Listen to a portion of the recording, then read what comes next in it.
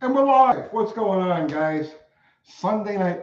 We're a little bit late getting started here. We were out in the parking lot. The guys picked up, the junkie guys picked up this old Honda. It's a Chinese Honda Ruckus knockoff. They paid like $40 for this thing. So spent a few minutes getting it running, and we've been ripping around the parking lot with it. So what's going on, everybody? It's what a beautiful day. Finally, it's spring. It's been like cold and overcast here the last like I don't know last couple of weeks. Like it's finally. D. Scaglione, Dickie Farley, Mike and Mitten Made Muscle, Sean Fagan, Numbnuts, Reezy Montana. What's happening? Um, George Bonnie, Chad Schneider, Rainy Slant 6, Ford LTD 1976, Jerry Franks, Indrek. What's up? Danny Boyd. You missed less than 1 minute. Yeah, you missed the best part. I mean, seriously, it's over now. It's all downhill from here. Hey, let me move this camera a little bit. Okay. Is that better? I think that's better.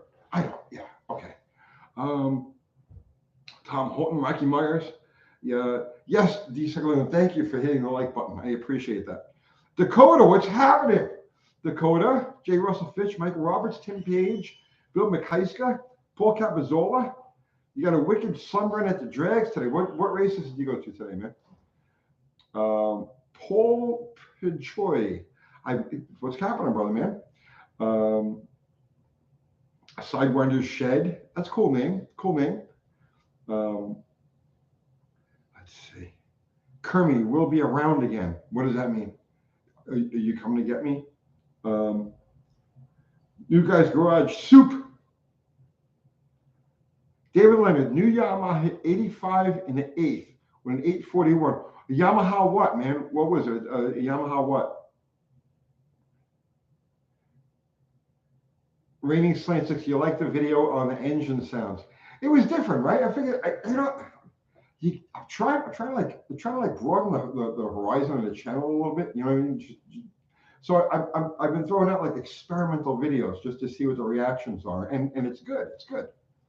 Oh, an MT-07. Oh, okay. Nice. So wait a minute. Let me see. What did you say it ran here? 85, 841. Okay. I mean, look, it's a rocket ship. Man, that's a fun scooter. I'm seriously thinking about an R7. I like this. Just something about that bike I really like. But then again, I'm kind of like I'm content with the fleet that I have now. Barrett S, new follower. Been watching your videos past few weeks. Great content and information. Love the stories. Thank you, Barrett. I appreciate it. Welcome to the UTG family, man. Zero is here. Where's Zero? Danny Boyd, give me a ninja. Those guys ride their bikes. I like that. I had several ninjas over the years. Harley Hawk, it's happening, brother. Happy Memorial Day weekend. You're not supposed to say Happy Memorial Day. It's like it's not really supposed to be a happy.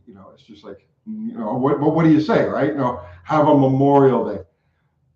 I don't know, but Happy Memorial Day is a little weird. Yeah, just a little. Eric Wilkinson ate lobsters at Lamone Beach in Maine today. Was thinking about hot rods the whole time. There you go. Reezy Montana had a ZX10R, did a wheelie by accident. It was so fast. That's the wonderful thing about super bikes. I had a 900R. My 900R because I had a couple of Kawasaki triples. I had a KZ1000. It was okay. It was a good bike, but like the modern era. Once the modern era of super bikes started coming around, I had the 900. I had a 99 900R. That thing was just third gear, 60 mile an hour power wheelies, and it was just like right. Paul Pedroy, Tony, have you ever fooled with a GL1000? I have not.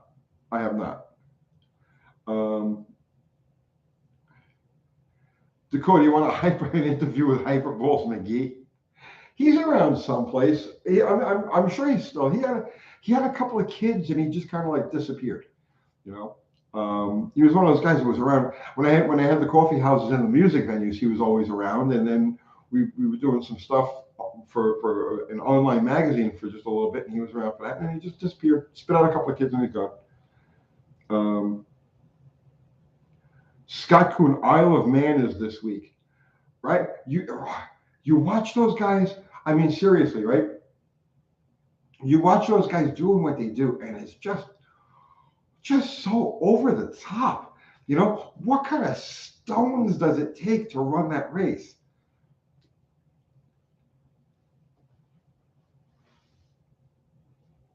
I mean, most of Howard's sport bikes on long rides. I mean, they're hard on the wrists. They're hard on the wrists. It's not bad on the back, you know, because you're not putting a lot of weight in your lower back or anything like that. You know, you lean forward and all. And I like the tuck position with my knees, but it's tough on the wrist. After 50, 100 miles or so, you start trying to find different positions, and it's you know. That's why your naked sport bikes are much better. If you're going to be making trips, you want the naked version of them. Todd Denio, Tony, you have an early 70s Honda CL350. I love those. Those are beautiful. Oh, Uncle Kathy says, let's go to Isle of Man. Tony, we can cover for the channel and I need a vacation. Go ahead, go. If I go there, if we go there, we got to go race. You know, I'll die on by the first turn, I'll be dead. I know this, but you know, if you want to go, let's go. I'm ready to send it. I've had a good run. I'm ready to send it. I would literally be dead before. I think before the kickstand actually came up, I would be dead.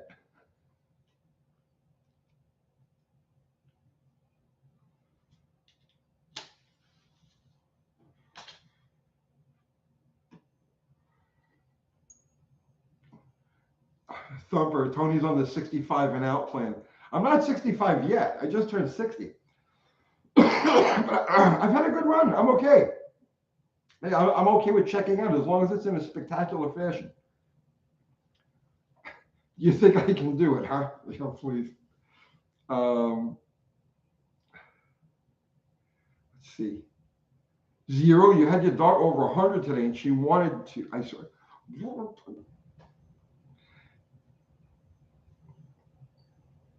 D. Scaglio, Tony, friend has a 72 CUDA 340 and smoke problem from the right exhaust. Shop in Chicago told me it was a dead hole, but the car runs great. They quoted him $8,000 to rebuild. $8,000. That's a lot. Probably just a stuck oil ring. You know, it'll run great. You know what I mean? They'll run great, but it'll get oil. You know, because compression is going to be there, but it's going to let oil. You know, the cylinder walls just get wet. It gets past the rings and it smokes. You know. Talking about the dude, salutations to you too, my brother. Dakota, my car gets scary when you go over 100. Yeah, a lot of it depends on the aero. You know, like darts and stuff don't really want to go that fast, you know. And the big thing is the air that gets, because it's got a blunt front end, you know, and a lot of air wants to get underneath the car, and that's what makes them light. Once you get the air under the car, it wants to kind of lift off a little bit, and that's where they get hairy. You know, up to around 60, 70, you're okay. 80, they start to get a little light. At about 100, and I'm talking about like just your generic early, you know, like Mopars, you know, 60s, 70s cars.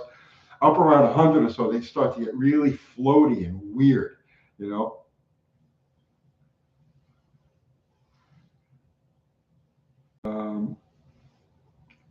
David, your 82 Mustang exhibited aero push above 100. Yeah.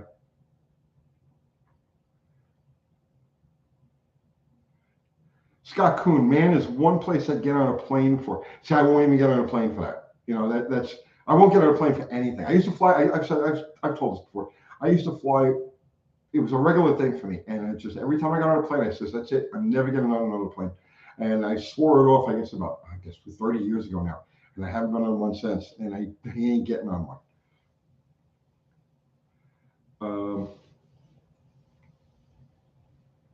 Charles Davidson, man, my 71 Dart back in the day, it took everything to keep from lane to lane at 100 miles an hour. Mm-hmm.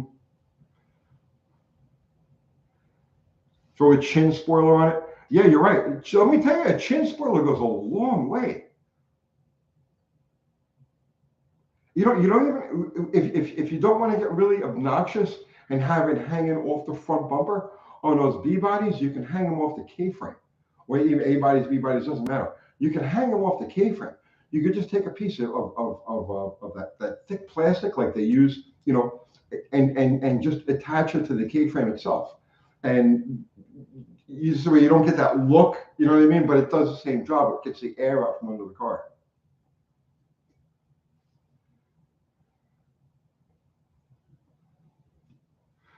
Logan, your engine building series couldn't come at a better time. By the way, building my first small block Chevy. Congratulations. That's the perfect engine to start with, the small block Chevy. I'm glad you got something out of that.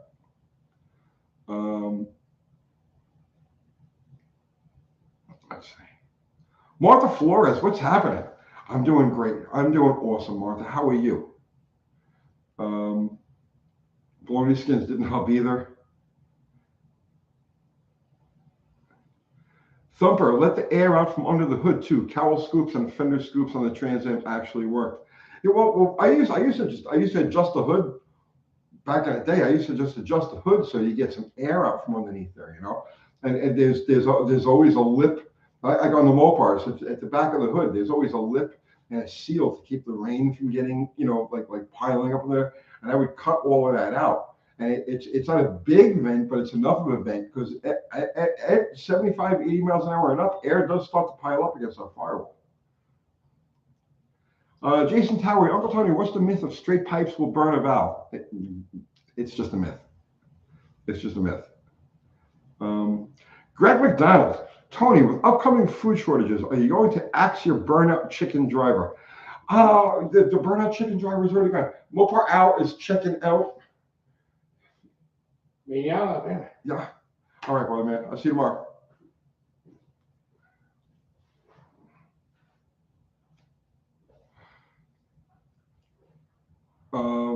Yeah. Oh, Andy, what's happening, man? You've been getting your C4. Are you really going to go out there with a C4?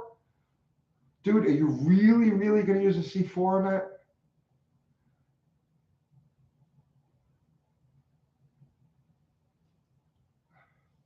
Martha Flores, I got my 460 big block running, but now it's got gasoline in the engine block. Will it return line on my fuel system help that? You probably have a bad fuel pump. They'll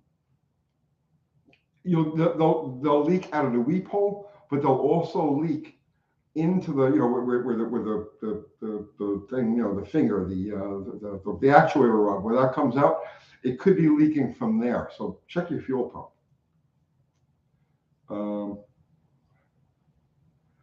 Thumper, open headers on a really cold day, like below 20 degrees Fahrenheit, can crack a valve. I've never seen it happen, bro. It happens when you turn the engine off. The open valve can cool too fast. Been there, done that in a 455. I have never had that happen. I have never, ever had that happen. I'm not saying it's not possible. I'm not saying it didn't happen to you, but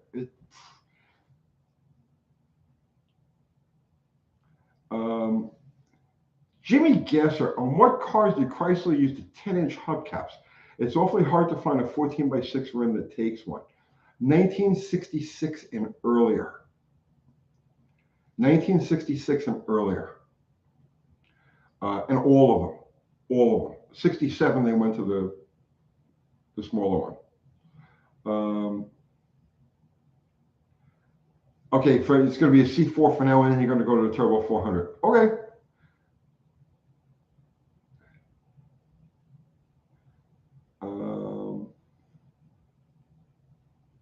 Mopar Man 1878, UN is pushing for people, especially in the UK and Australia, to eat less red meat and more bug proteins. We're going to eat the elite. We're going to eat the elite. Don't worry about it. They're tasty. They're very well marbled.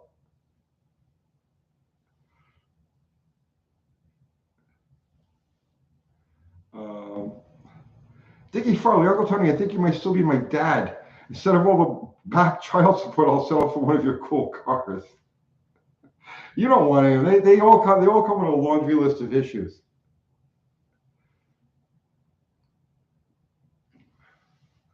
Paul Pajoy, Tony, do road demons take Holly rebuild kits? I believe so. I don't know. You know who would know for sure is Austin because he just did the Demon carburetor for the Jet. So you might they're in the shop now. When they pop around, I'll remember to ask him.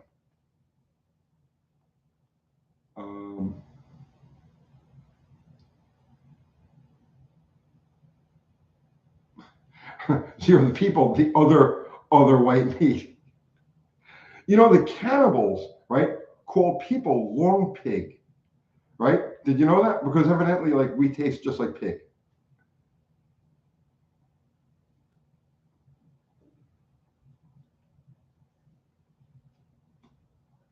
We should start that movement now, right? Because you got food shortages and we got all this stuff coming up, right?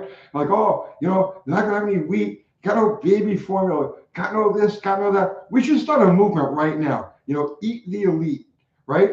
Just we need the shirts, right? We need rallies, we need the whole bit. That's gotta be like the rallying cry. Eat the elite.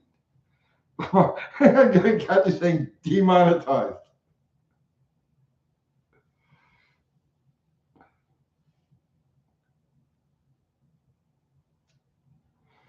Uh, Charlotte, Tony, I thought we weren't allowed to talk about the doom and destruction coming.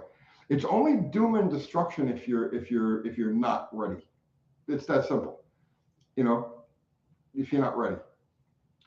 Um, Kathy's in the algorithm can hear you.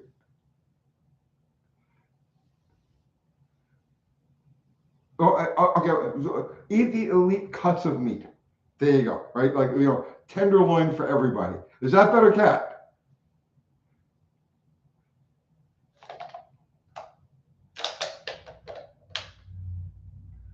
Dented Robot. Hey, Tony, when are you coming north to hang out with old Zip Ties and Bias Plies? I love the channel. Thanks, man. He's awesome. He's awesome. My chances of ever going to Canada are way less than zero. Right? My chances of ever leaving Tennessee are pretty close to zero. Yeah, Chris Greenaway, did you want to save that Pontiac Catalina? I mean, I myself don't want to save it because I'm trying to like simplify, right? I don't need to, but I wish somebody would have come along and saved it.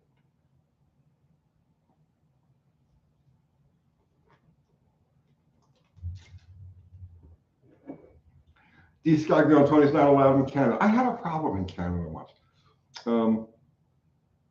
Chris Belvick, UT, quick question. Do you think a 600 vacuum secondary Holly on a Ford 428 big block is too small? Yes.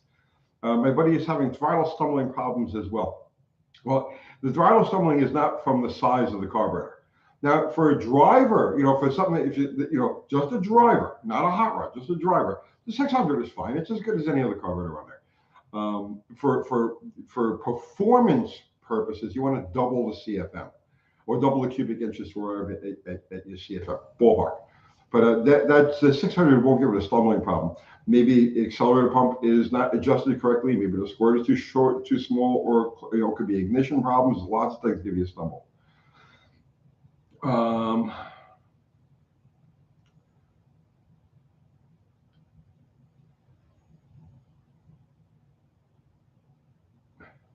Scott Kuhn, cannibalism doesn't sound so good if you look at the Creutzfeldt-Jacobs disease, aka Kuru. Yeah, I know all about it. Holes in the brain. It actually creates holes in the brain.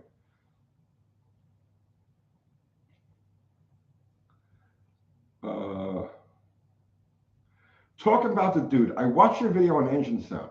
What V8s come to mind that have any of that communicative sound the HD V-twins and thumpers have? Well, I mean, the closest are any 1843657 firing order engines. That's the classic V8 sound.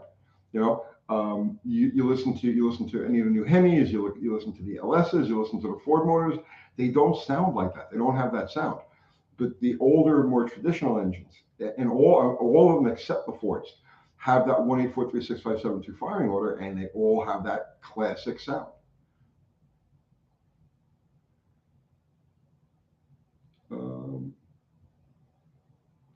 Dizzy Izzy, Tony, you're going to send you a shirt and a sticker.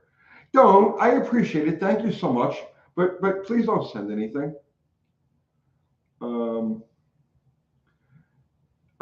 These guys going, Tony, did you know Joni Falcaro, aka JoJo, on Staten Island back in the day? He had a few shops. Not offhand. Not offhand.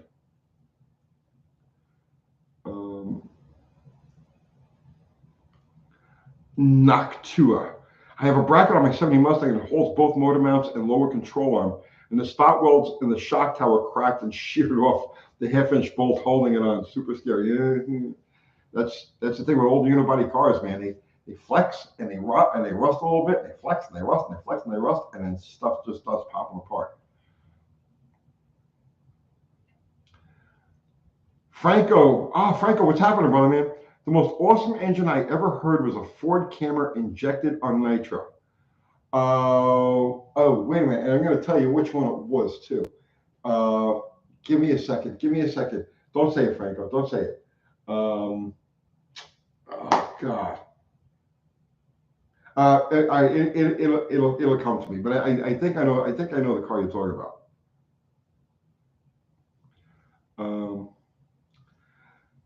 John K. Hey, Ron. Hey, Tony. Whatever happened to Miata?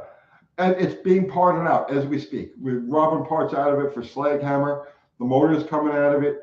I got to sell the seats and the top and some other stuff, but no interest in it, man. Just no interest in it.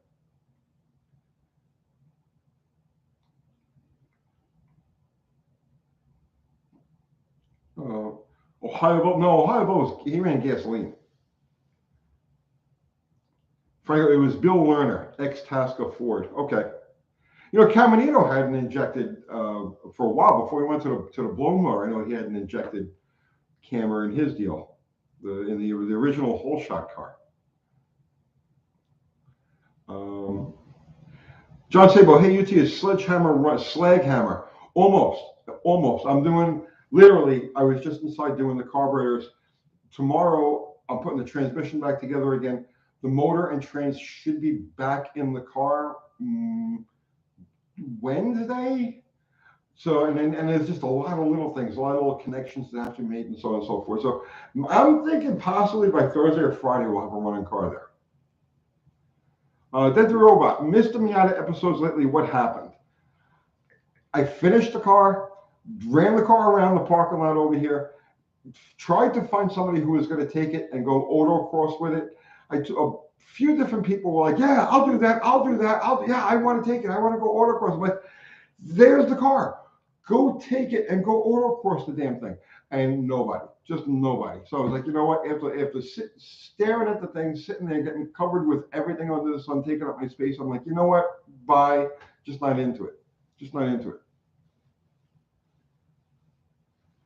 Scott Patterson. Ford only has a different firing order because they number the cylinders differently. If you assign the cylinder numbers like a Chevy, the firing order would be one. No, you are wrong, Scott. Would somebody please tell Scott where he's wrong? Give him the Windsor firing order. The early Windsor firing order. Franco, people are still waiting to get paid from Caminito. Yeah, me. I'm still waiting to get paid from Caminito.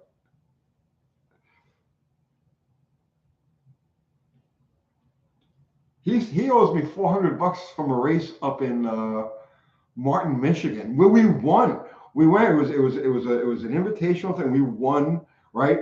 I was supposed to get $500 for the weekend. He gave me $100. I'll see you when I get home. Still haven't.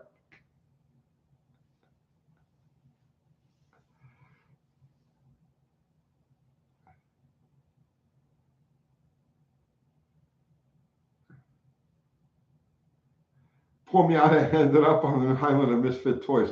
You know, I got to tell you, man, I was into the concept. I enjoyed it. I was into the concept. And we took a first quick spin, and I was into that. That was cool, okay? But then I said to myself, this sucks compared to a motorcycle.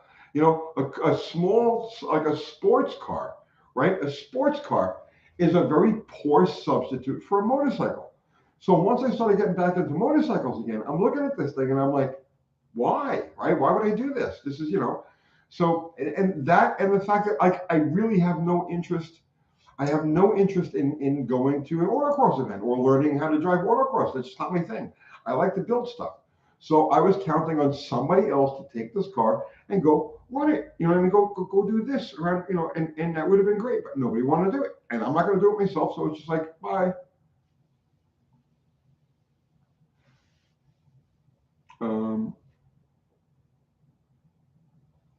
I just saw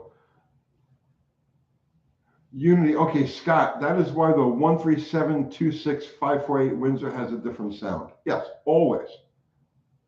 Fords always have a unique sound.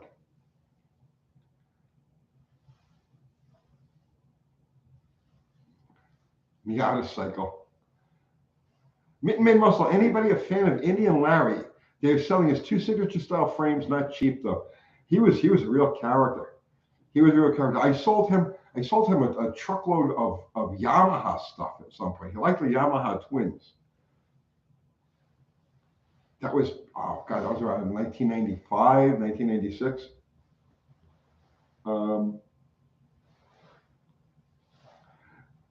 John Savo, UT, somebody was asking, what is the rules to stop by the shop? The rules is, do you work here? That's the rules. Do you work here? If you don't work here, it's you know,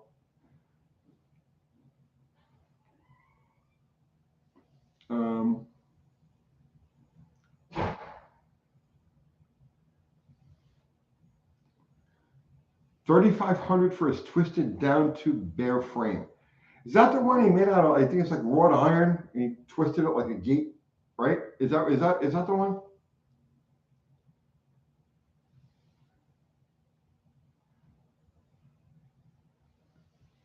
Martha Flores, everybody wants to know if we can go visit you at your shop. When I'm here at the shop, I'm here to work. I'm here to either make videos or here to work on the cars and stuff like that. You know what I'm saying? We got a lot of stuff to do, a lot of work to do. So it's like I can't, you know, like I have to keep the doors locked here. The doors got to stay locked because I'll be in the middle of doing something. We'll be in the middle of filming something, or I'll be in the middle of working on something, and people just walk in, and it's like, okay, you know, like hi, you know, hi, and then like I have to stop what I'm doing. You know what I mean? Like it takes me completely off my, you know, I got tunnel vision, right? So when I gotta stop, you know, and it's like and make small talk, I can't do it. I just can't do it. So we work with, I mean, even when it's blazing hot out here, we work with the doors locked and closed and everything else because it happens. It happens like once a day. Honestly, it's like at least once a day. There's somebody driving around the parking lot looking for a way in, or walking around the building, or knocking on doors and stuff like that. It never stops. It never stops. You know, I'm just trying to work. You know what I mean? I'm just trying to work.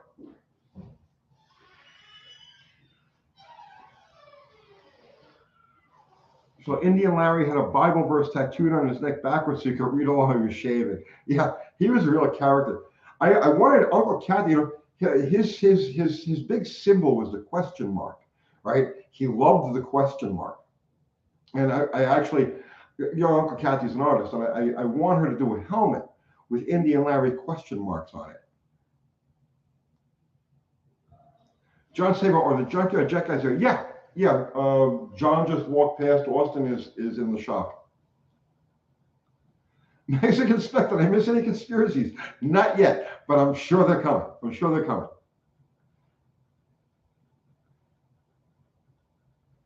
Might be stalking Uncle Tony. I get stalking, right? I get stalking. I've had people show up at my house. You know what I mean? It's crazy. It's crazy.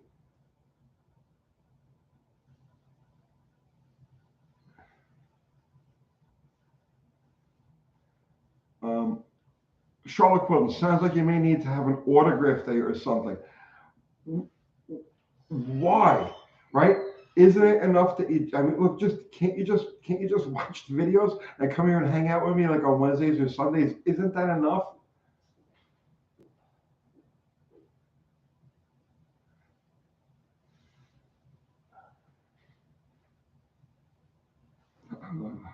Tim Page, I don't envy you, Uncle Tony, for being famous. We're all the fans trying to meet you. See, but that's it's what I try to explain to people, right? I don't think of this as this is my job, okay? I do YouTube, but to me, in the way like to me is no different than if I delivered mail or I made pizzas or I worked in an advertising company or I was a roofer. I am a YouTuber.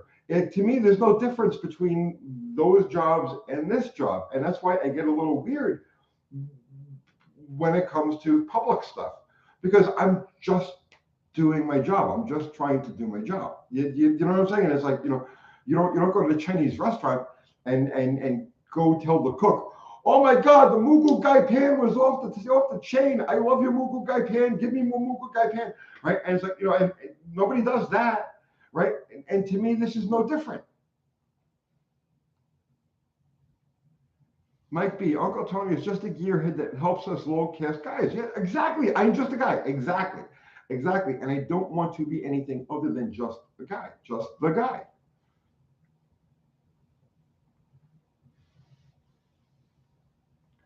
Charlotte Cohen, totally get 100%, but I'm not sure the fans will. Well, you know what? I mean, listen, that's not my that's not my problem, and that's why I avoid events. That's why I don't go to events. That's why I don't go places and stuff like that because I just can't deal with it. There's lots of guys who do. They eat it up. They love signing autographs and stuff like that. God bless them. They're into it. They really love that. Okay, you got people like Vice Grip. The guy just absolutely eats it up. He'll sit there and sign autographs and take pictures and smile and stuff like that. And I'm like, I just want to work. You know what I mean? I just want to. Does that make any sense? I just want to freaking work.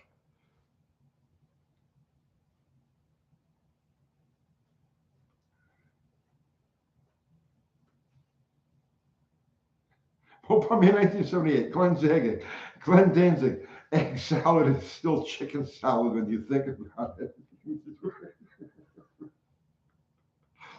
Bro, you won the internet, man. You won the internet for the day. Paul Wagner, my daughter, 15, and I are rebuilding her 2004 liter Jeep Straight Six for her first truck. The shop told me the head was cracked, but could not show me. Okay, if it's a 2000 or 2001, yes, 2000, 2001.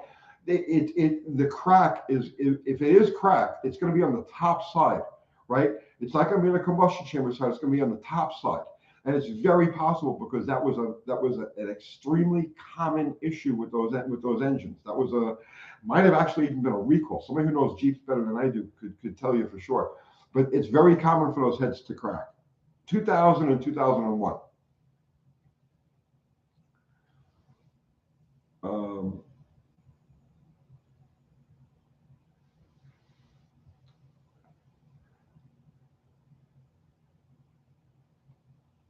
Um, let's see.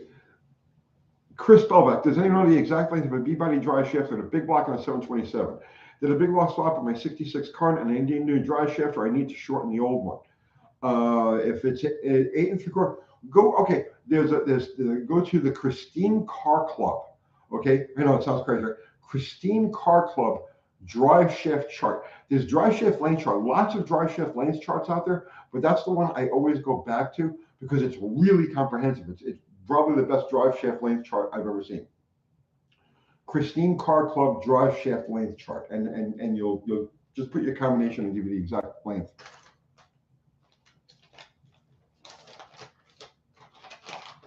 Um,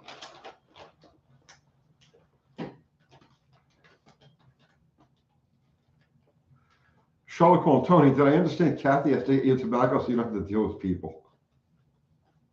No, I'm not. I'm not that bad. I'm not that bad. Thankfully, YouTube notoriety is kind of like limited to the niche that you're in. You know what I mean? So I don't really have to worry about going to the. Although that does happen. That does happen. Um,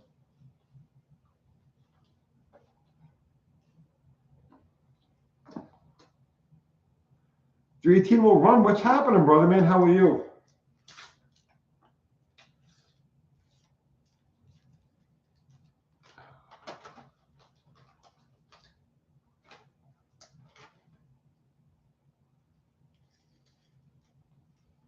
Okay, see. Chris Greener, UTG, what if a fan blew a motor on the highway and pulled into your shop? It's happened. It's happened. There was the guy with the slant six, pickup truck. He blew his engine and pulled into my shop, literally just as I was getting ready to go to Missouri or someplace. I don't know, whatever. We were taking one of the cars out. I forget which one it was, what event it was. But he pulled in literally as I was getting ready to go. And then I called up Jim Bennett and I said, Jim, I got this guy here with a blown motor. Can he work in your parking lot? Oh, Kathy's saying no. He came to our house first. Okay. So here's the reality of YouTube. Okay. Here's the reality of being on this side of the camera. Okay. Here's the reality of it. Guy driving through Tennessee blows his engine and comes to your house. Comes knocking on your door at your house. Total stranger, right? Hey, I'm driving on the road. I blew my motor, right? Let me go to Uncle Tony's house.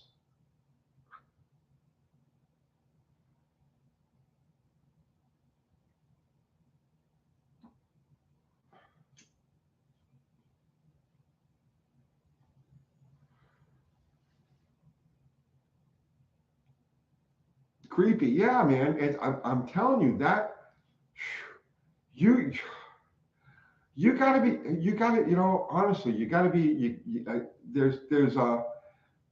You guys don't understand. This is different. There's nothing that can prepare you for this. There's no line of work you could be in. There's nothing you can do that can prepare you for the weirdness that comes with doing YouTube. The speed shop, what's happening, brother man? Wait, so you will help with a motor swap in your driveway? If it's you, yes, of course. My home is your home, and I know you guys are gonna be doing power tour. So I hope that you guys come by the house or the shop on your DD Speed Shop on your way through. You're gonna be passing literally within 15 miles of my house. William Miller, I'm surprised you don't carry a sidearm. I've got guns everywhere.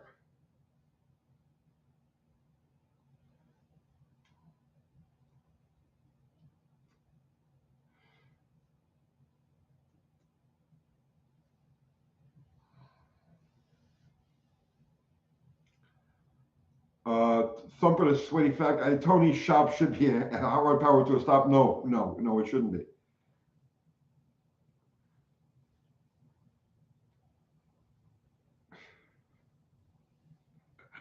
DD we'd love to, even though we're the weird viewers. But bro, listen, Kathy's on here now, right? Give her the date when you guys are gonna be in town. Okay, figure that one out. Give her that date, and you got to come over to the house. We'll do a nice dinner and shit like that. Well, it'll be nice. Or I would be honored to have you guys over the house.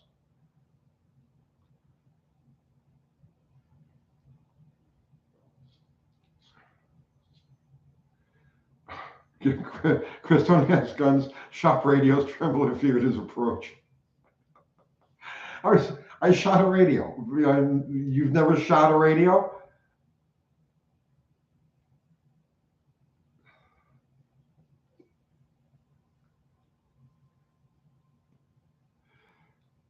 Danny Boy, the establishment magazine guys would never stop at UTG shop snuffs. The establishment magazine guys don't deserve to smell our toilet over here.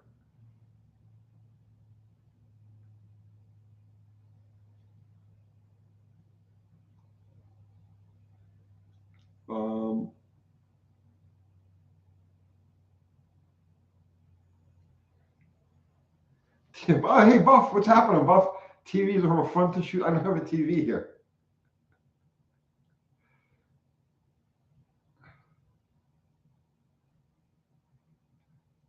Chris Gray, Tony, if you want old school cruiser video, I'll gladly let you video the formula when I'm in Tennessee car picking. Send Kathy an email. Buff, people are still waiting for you to come back, man. People are still, they miss the gas station lives we used to do. Fart Master Flash. When will Richard Ehrenberg visit? Never. He hates my guts. He always has. I don't know why, but he does. It always has.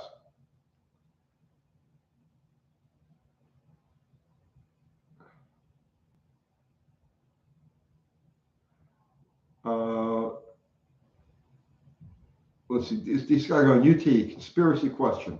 You believe the moon landing was real? We left a car on it. Bro, I'm not saying, I said it 1,000 times. I'll say it again the same way. I'm not saying that we didn't go there, but I don't think that we did. Let me just leave it at that.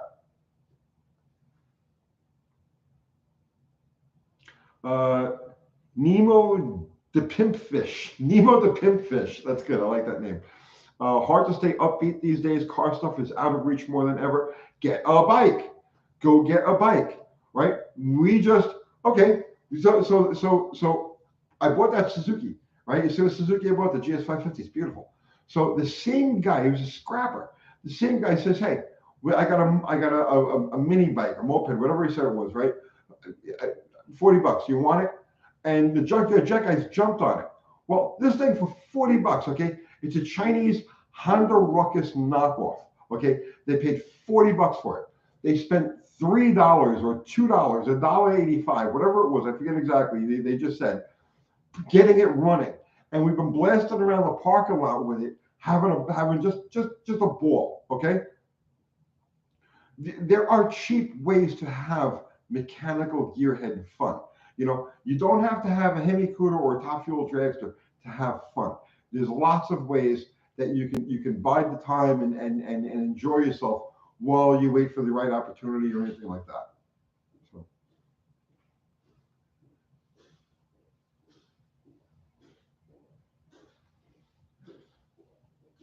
Hey, Oh, what's happening, brother? Hey, I had a question. Yeah. Is it okay to run the compressor while you're online? Yeah, it can. Okay. If it's too loud, just come yell at us. I'm not worried. Somebody asked if the Demon carburetor takes the same rebuild kit as a Holly. Yes. Yes. Whoever asked about the Demon carburetor before, yes, takes the same rebuild stuff as a Holly does. The video I did rebuilding it, it was a 4150 kit. So okay, it's 4150 kit for his Demon. It was the exact same. Franco says Bob Lazar was telling the truth all along. Yes. Yeah, I absolutely believe him. Absolutely.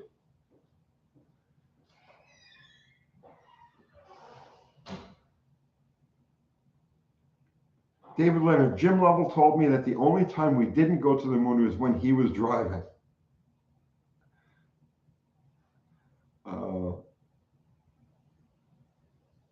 Charlie B, do you use skip white engines? I've never even heard of that.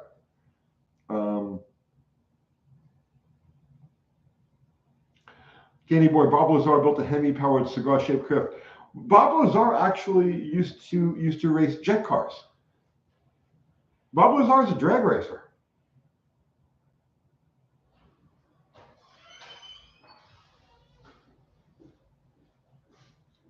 Scott Kuhn, the secret to those Chinese Honda knockoffs being so good is Honda contracts the Chinese to build the original. I don't know. Listen, I tell you what, that thing is a rip. It's got a 150cc motor in it, right?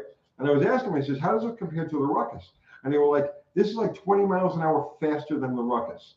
And it looks exactly like a Ruckus.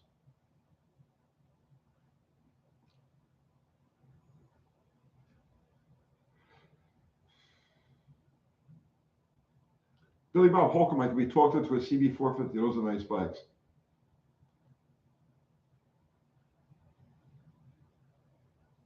Nemo the Pimpfish, wanting to get my 4-year-old into cars and racing as I was brought into it at that age. And now years later, I want to get her into it. Just discouraged at times. She's sure like Top Fuel. Start her with, go on Facebook Marketplace. There's never a shortage of these little Chinese scooters and stuff like that. 125cc, 150cc scooters. You could buy these things for like $100, $200. None of them run. You know what's wrong with oil them? All of them, right? Bad coils. They all have a bad coil, right? Buy the thing for $100. Go buy a freaking coil for like $16. Plug it in there and go have fun with your daughter. That's how you get her started.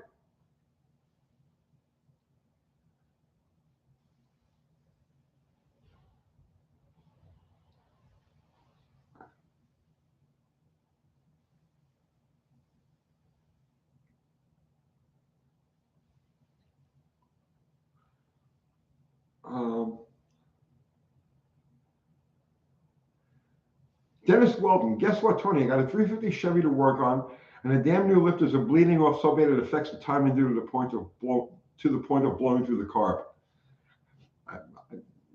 I know. You're preaching to the choir, bro. You're preaching to the choir. Seriously, Nemo, right? Just get involved in anything. Go get a bicycle and one of those two-stroke motorized kits and put that together. Okay, if your daughter's going to have the gearhead thing and all, she's going to be attracted to that sort of stuff. That will light the fuse for her. More so than saving up to buy build a top fueler. And that's besides the point. Top Fuel ain't what Top Fuel was.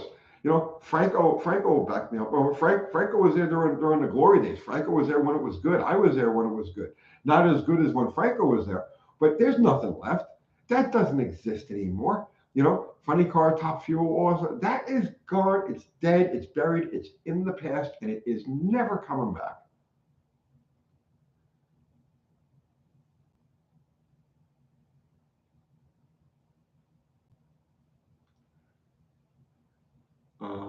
Unfinished project. What's happening in Plan Z?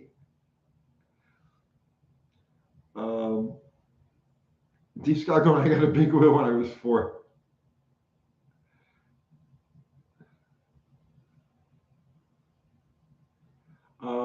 Nemo to Pimpfish, no Top Fuel for me.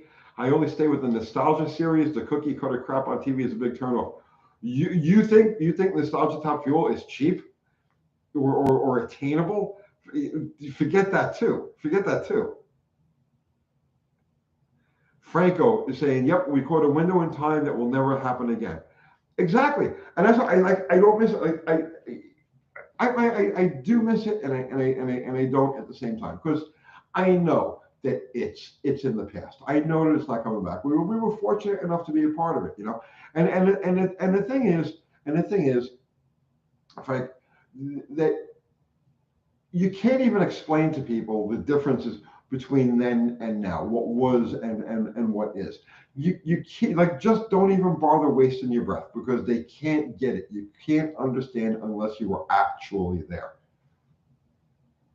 And that's why people hear Scotty saying, wait, Top Fuel is in the past. Yes, Top Fuel is in the past. Right now, it's a handful of extremely wealthy people with a pissing contest who can spend the most money. Drag racing was always that way. It was always like who can spend the most money. I get that, but there was competition. There were 30 cars, 35, 40 cars would show up to qualify for 16. You had a chance. You know what I'm saying? But it's not like that anymore. You know what I mean? It's not like that. It's just a bunch of rich people trading back and forth with completely unobtainium budgets and parts and everything else. And it's just gone. It's gone. The Franco, where were the Tony Cirillos today? Exactly. Franco was there, right? And I was there, okay, when regular, normal people, right? Regular, everyday people, right? Who worked regular jobs, right? And had families and did all of the things, right? Were able to run nitro cars. That's when we were there, okay? You just regular freaking people, but on fuel, okay? And that's what people don't understand. That's what they don't get. That's what they don't get. And that's completely gone. That's completely gone.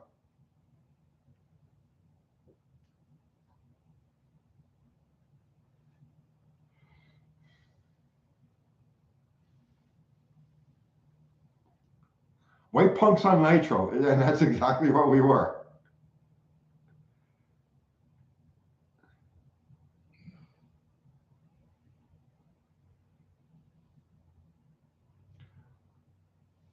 Yeah, Nemo, the pimp. Gone are the days when 2 guys with a normal job and a pickup could go Top Fuel racing. Yeah, and when I started with the nostalgia cars back in the late 80s, early 90s, as I bounced around to a bunch of different nostalgia cars, it was still kind of like that. There were guys like Nitro Neil Basaglia out there who was like regular guy, you know what I'm saying? And he had a chance. He always had an outside chance of getting in a show and actually going rounds. Okay.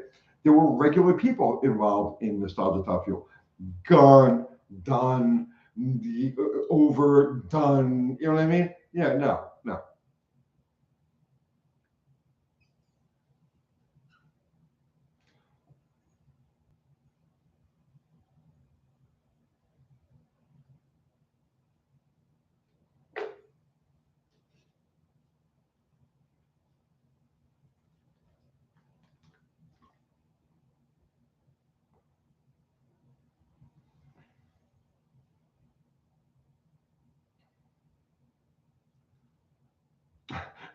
Franco, I once told Frank Oglesby, we were guys who would work 100 hours a week to keep from getting a real job. I was there, man. I did it. I know. I know. I know. I know.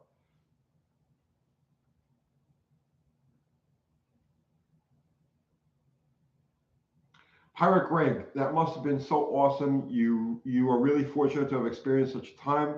I was on the tail end of that as a youngster. I caught the very tail end of it. You know, I literally, okay, as I started to get like deeply involved in it is exactly when the changeover happened. You know, that was I like the first year or two that I was as a helper cleaning parts and doing all this other shit was still single pump, single mag, 3 disc Crower glide, send it, okay. And in that period of time, like right then, right when I started, was the Dale Armstrong Bernstein Batmobile era, and things just went nuts. It was all downhill from there. So yeah, I got to live the last very few years of Nitro when it was like real, you know.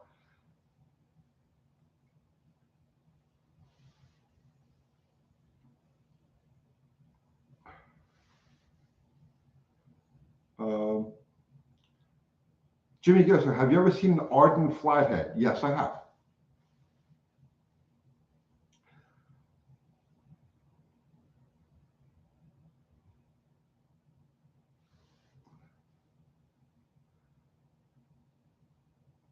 Malcolm McLaren.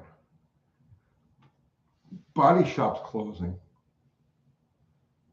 Fartmaster Flash, did you ever hang with Gene Snow? Gene Snow is a pedophile fuck. Gene Snow should be drawn and quartered and then fucking burned at the stake in the public fucking square. Gene Snow is an ultimate piece of shit.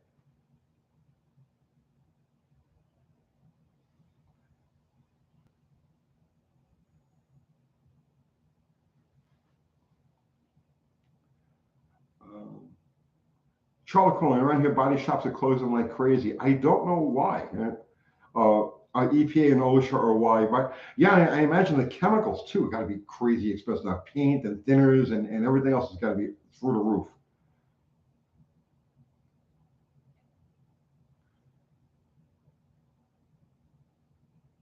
Siderunner Shed, back in 1984, I worked at a small motorcycle shop. We built and raced a Top Fuel Harley funny bike. I actually built, when I first moved to Tennessee, I built a Pro Fuel Harley, but I never ran it. I never ran it. I built this thing, I fired it up in my driveway, and then I just realized I'm just not into it. It's like the time has passed. And I ended up parting that bike out.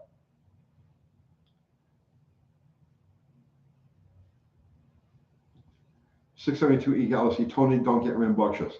I get the play there, man. But yeah, no, just piece of shit, total piece of shit.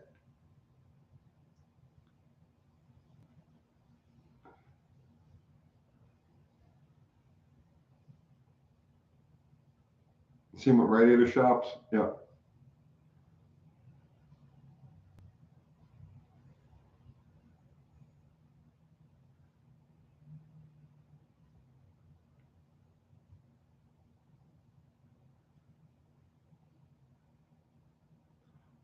Los Cadaver. Modern cars made actual body shops irrelevant.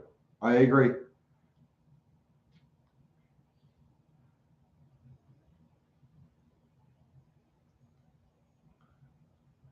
Um, Cement Surfer. Question: is the starter the same on all small block Plymouth Dodge engines? 1964 through what year? 1962 1962 up, they're all interchangeable. Previous to that, you had the direct drive starters.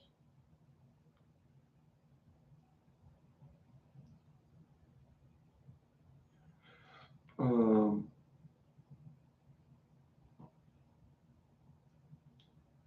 These guys, they want us to be a disposable society. Well, I mean, for the most part, they've succeeded.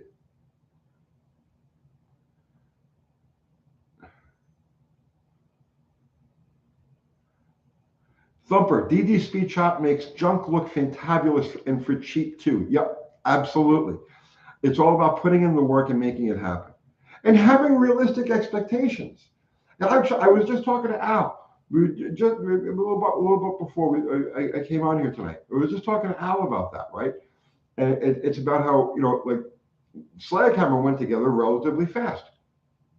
But it's because it was like realistic expectations.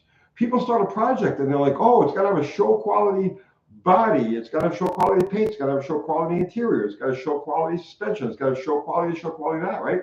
And nothing will ever get done. Nothing will ever get done because you'll get discouraged every time you look at the car. But if you have realistic expectations and say, hey, you know what I mean? Let me just get this thing in one piece, and then I can go back and work it. Like that was the thing about this Freiberger, right? Well, I have less than no respect for him, except for one thing that one concept that he nailed. Okay, and that's don't get it right, just get it running. And he's exactly right when it comes to that. Don't worry about getting it right. Just get it running. Just get it together and get it in one piece. And then down the road, you can do this, you could do that, you could work on it a little at a time and improve things, get it up to your standard. But that's the problem, And DD Speed Shop is one of those guys who he's not looking for perfection. He has realistic expectations going in. This isn't going to be a show car. It's going to be a 10-foot paint job. It's going to be a fun car to drive. It's going to have waves and shit, and who cares? I'm going to go out and enjoy my car. And that's the right attitude. That's how you actually get stuff done.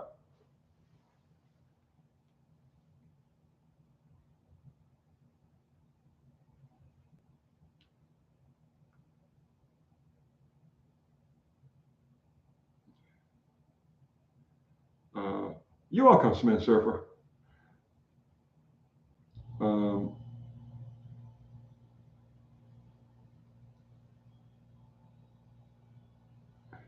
Mike Batista, if it looks good from 10 feet away, it's good. I agree. I agree. Alan Rice, have you ever or would you build a vehicle for salt flats? I love the whole idea of land speed racing. I think it's fantastic, but it's too far away. It's too far away. I live in Tennessee. It's 2,000 miles away, and it doesn't happen often enough for me to. I just.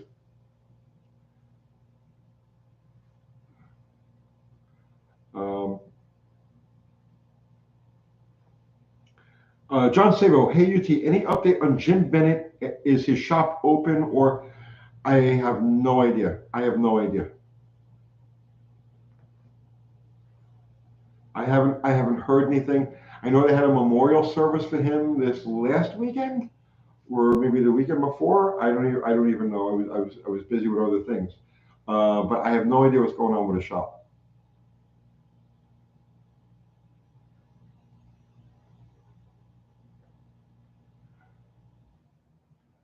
Um, Belly tank racers, I love that stuff. I geek out over all of that stuff.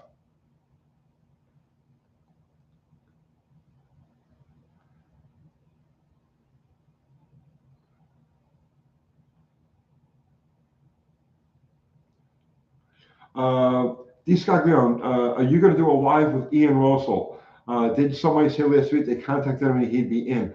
I would like to. Kathy's got to go through the emails and find that contact information.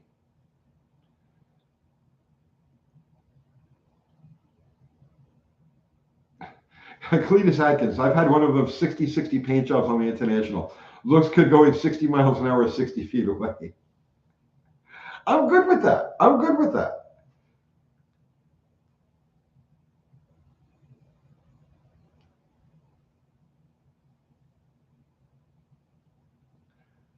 Beach One Addicted, can you explain metering rod spring tuning on an Edelbrock carb?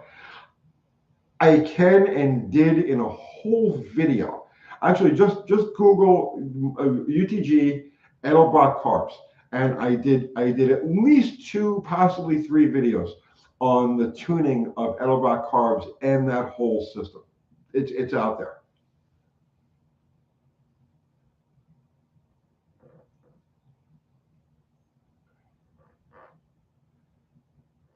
Um,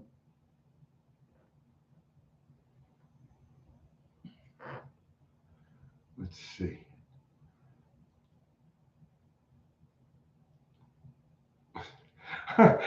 Thumper, the first Edelbrock carb video was the best. I agree. Throw it in the trash. That's not. I love those. All my regular driver cars. So, um, my 73 Roadrunner, my 67 Charger, the 67 GT. Um, what else? What other car? I know there's at least one more. All have Edelbrocks. My regular drivers have Edelbrocks because I like to be able to just do that quick tuning with the springs and the drop rods on the on the fly. My 68 Roadrunner has a pair of AFBs on it. So I actually love that type of carburetor. So don't take that the wrong way, man. I didn't throw. That was just something we did for the video. I didn't, you know what I mean? I actually love those carburetors. But for true performance use, yeah, the Holly is the way to go.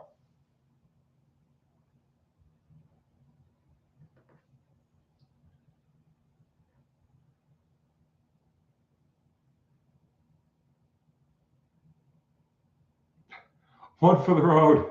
I'll address this. Tony, I've heard on many live chats you disdain for Freiburger. Into to go on live not to go on. I don't understand what you're saying. A tangent, but what's the gist of it? I'm a fan of both of you guys. Different approach for sure. I honestly, right? I have no idea what the guy's beef is with me, but he's had a beef with me for years. Okay, like literally for years way before I started doing YouTube. It goes back to the magazine days and all of that. The guy's had a hard on for me. Many people have come to me over the years, right, and said, "Oh, you can't even mention your name around Freiburger. He flips his shit," right? I have no idea why. I've never met the guy. I've never talked to the guy, right? But people who I know personally, people who are extremely well known in the industry, have told me directly that the guy has a massive hard on for me, and he's had a hard on for me for years. And like I said, this goes back to before YouTube. This is before I even had a thought of doing YouTube. It goes back to the magazine days. Now, why he has a hard on for me? No clue. I have no clue, right? But you know what I mean? It is what it is. And like I said, it's not that just one person has said it or a couple of people. No, this has been a constant. Why? I don't know. I don't know. And then he pulled that stupid shit with that other ass clown, right? Whatever his friggin' name is, with the offset piston thing, right? To stir shit, right? You know what I mean? Listen, I got no use for those guys. The TV guys are just idiots, just idiots.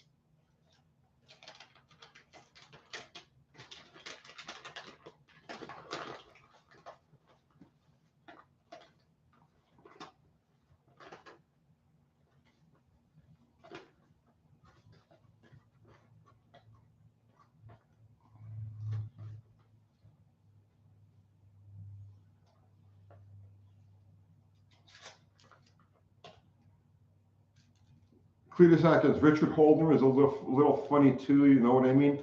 I don't like. Listen, bottom line, right? When he started his channel, I got to say, wow, you held that in for a long time. When Holden started his channel, okay, I was the first one. Okay, I think we had like about 100,000 subscribers at the time. When he started his channel, I was the first one to share his stuff, right? I had him on a couple of lives, right? I was doing everything I could to promote him, okay?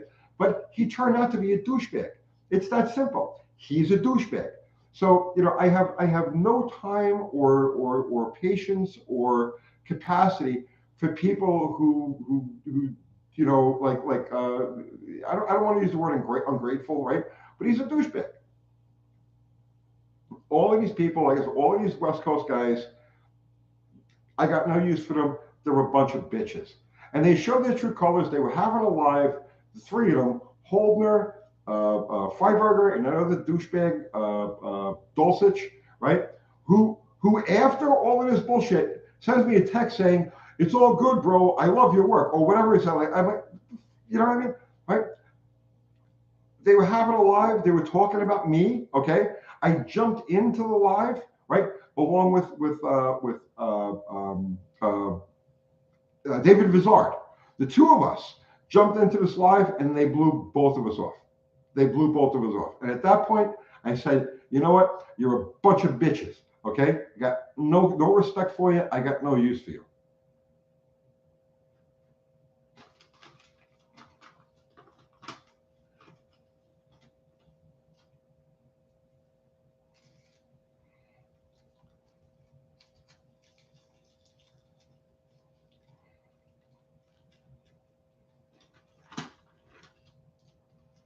Power tripping assholes. Yeah, exactly.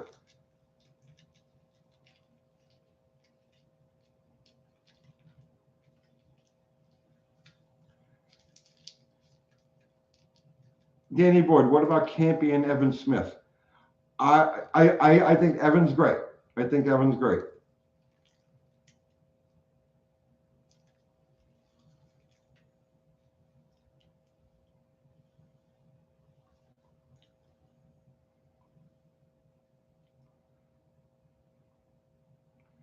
Joe Mama, UTG saying it how it is.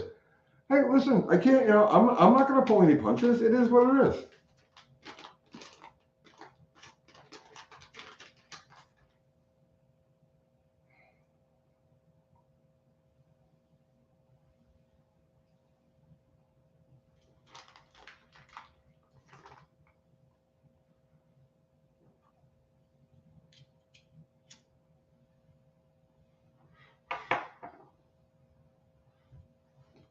Pirate Greg, did they shaft Steve Miggs? Yeah, they shafted him. They shafted him hard.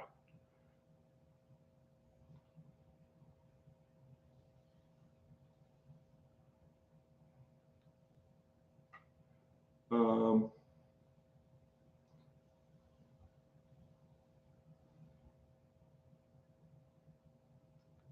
let's see. Yeah, well, don't say poor Steve Miggs. Steve is doing good for himself. He got screwed by Motor Trend, right? Or Discovery, right? But he's doing good for himself. His channel is doing good. He gets more views than I do, right? So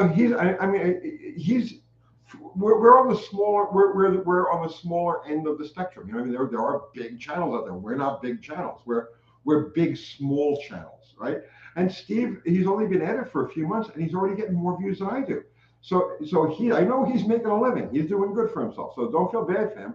But they just, you know what I mean? Like they screwed him, and that's the end of that.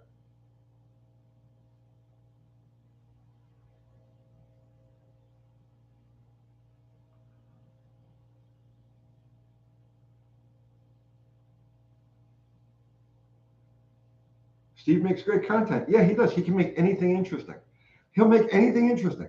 He'll go find an '83 Toyota Corolla in upside down in a swamp someplace, and he'll find an interesting thing about that car that'll apply to like the bigger world of stuff.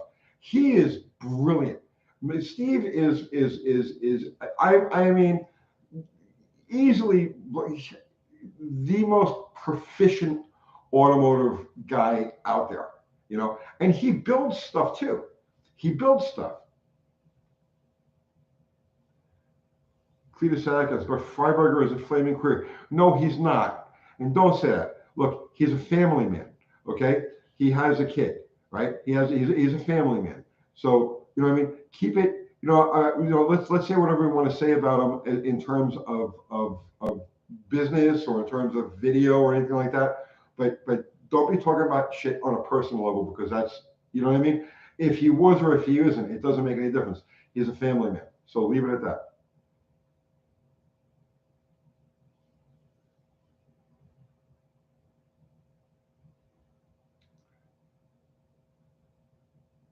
Uh, Charlotte and you and Mignati click together. Yeah, we do. I love. He's busy. My head is in another place. We're gonna get together again soon. We're gonna get together again soon.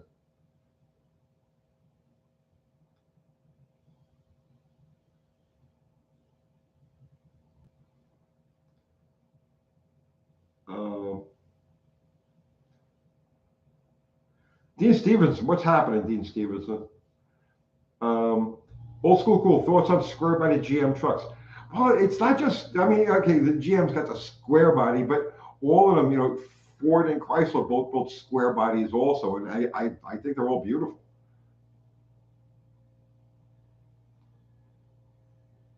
Mignati has an IQ of at least 150, quite possibly.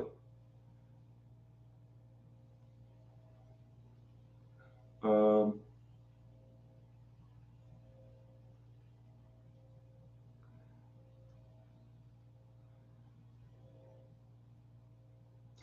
Mignati has a 426 WIQ.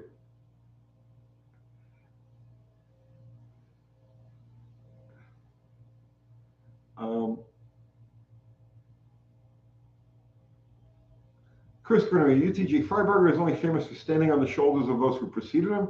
David Stacy, David Vizard, the saying goes, what? That's not true. That's not true. Listen, I give credit where credit is due, okay? And the guy is a very talented writer. He's a very talented person. I would never take that away from him. You know what I'm saying? He's a very accomplished person. I would never take that away from him either. So let's you have to put things into perspective, right? So his personality quirks having to do with business and what he's accomplished and what he is in his own personal life are two completely different things. So don't mix those up. I'll give credit where credit is due. Freiberger has accomplished a lot in his career. That doesn't mean he's not a bitch, but he's accomplished a lot, and you can't take that away from him. Charlotte Coin, I bet your IQ is at least 140, at least.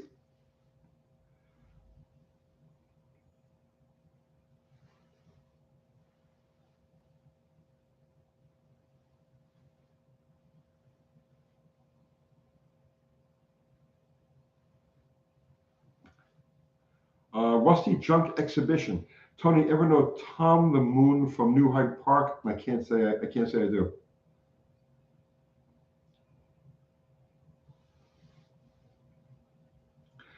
Dennis Weldon, do you remember Steve's Chevette with the caddy swap? That was a cool story. He talks about that car every time we get together. He brings that car up.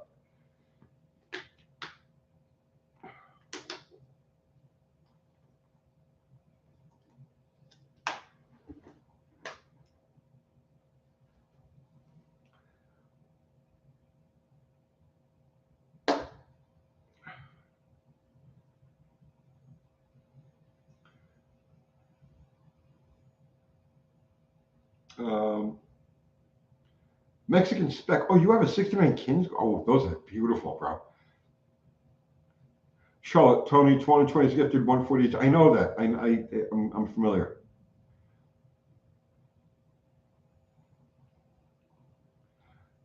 Uh,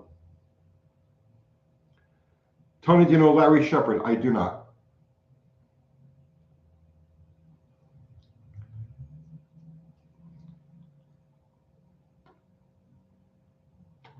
Mike Batista, I think Steve Dulcich is underrated. He can do it all. You could not be wronger.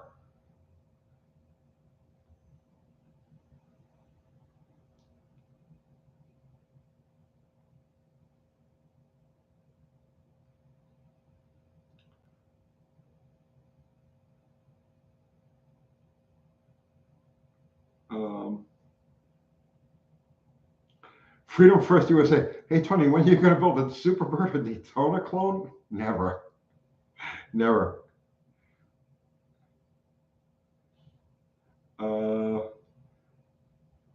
UT, did you ever work at any of your uncle's dealerships? That's different family. That's DeFeo with an I. Mine is DeFeo with an E. Um,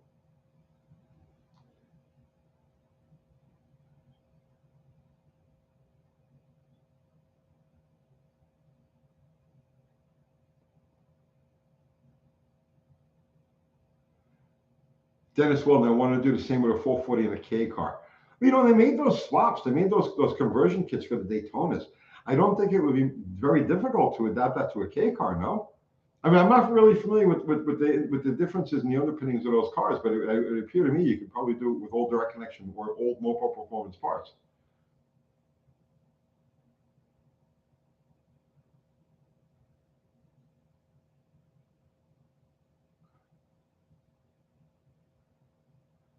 Um,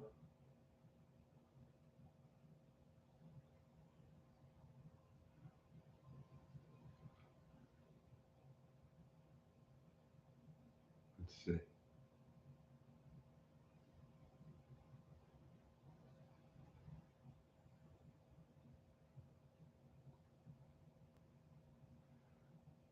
John Mounts, David Vizar has some good things to say, but also I know he does. I know he does.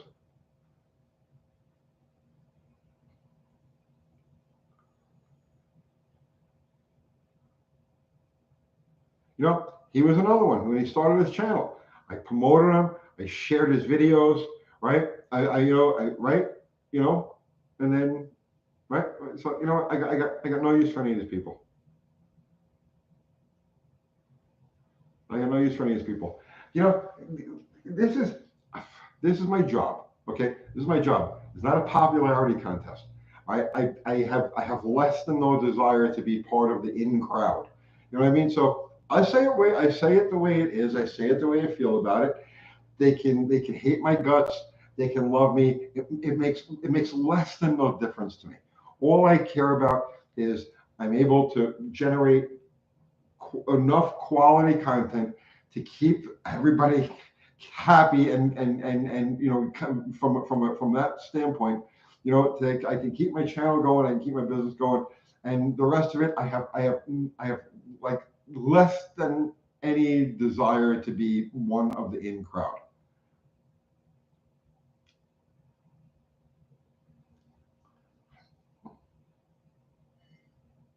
Mopar Al is in the house.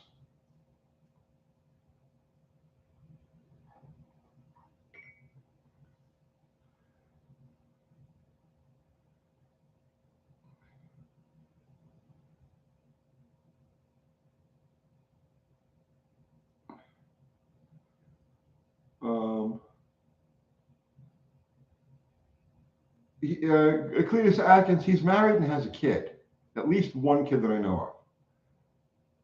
All right, that's close enough for me. You know, whatever happened to the boat? It's funny you bring that up. I was at my kid's house yesterday for my granddaughter's birthday party, and the boat's in his backyard, and we've just been all busy. We've been very busy. I have to still change the water pump in the outdrive. I knew it was toast when we picked it up, and that's it. And then just find time to get it out to the lake. French onion, you had a falling out with Grizzard? No, definitely not. I love David. David is awesome. No, absolutely no falling out there.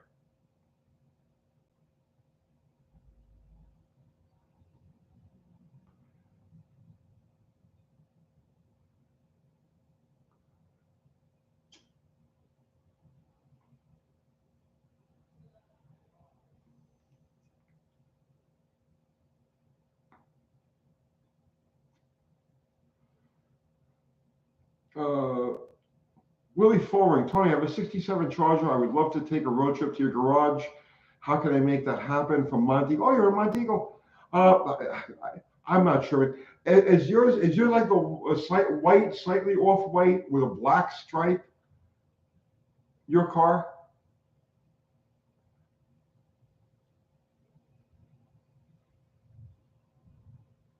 John Wilburn is streaming opposite of me. Uh-oh. I have no idea. I didn't realize he was on. I'm sure he's got a good reason for it. Is he really? I'm gonna jump into his live stream. Here.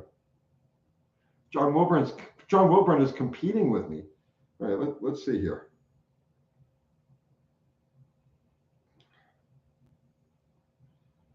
Oh, there I am. Okay. All right.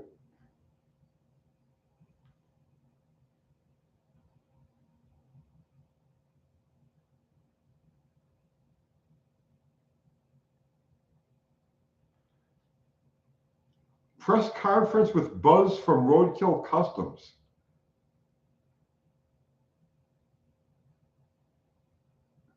All right, there's something going on there.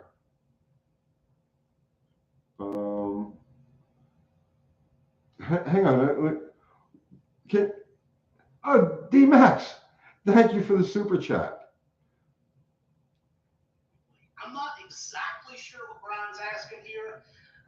Get Tom here and make sure he's good, or we're all going to be like this just to pick this off. I'm not exactly sure what that means. I'll say this. For those of you who are just getting here, Tom News hosted Buzz on live to try to gain some perspective of each other's positions on some things. And I know that the live was plagued with technology problems, which happens, and the live did cut off. And I offered to Buzz, I said, if you would like, we can do a press conference style live. I did one earlier in the season. Okay, I don't know. There's something going on. There's some kind of drama between channels that I can't. We're gonna get a copyright strike. Don't worry about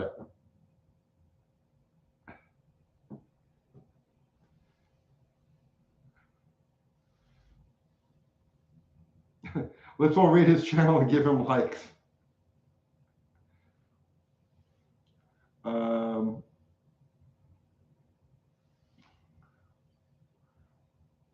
Kathy, get the blood pressure monitor ready.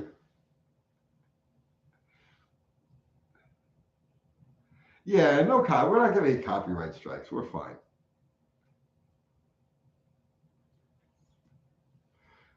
Stefan Paul, the whole night's been nothing but drama. Oh, no. Well, let's change that. Charles Tony, when do you think the diesel shortage will hit? As far as I know, it's already started to hit up north, but I haven't really been paying attention to that.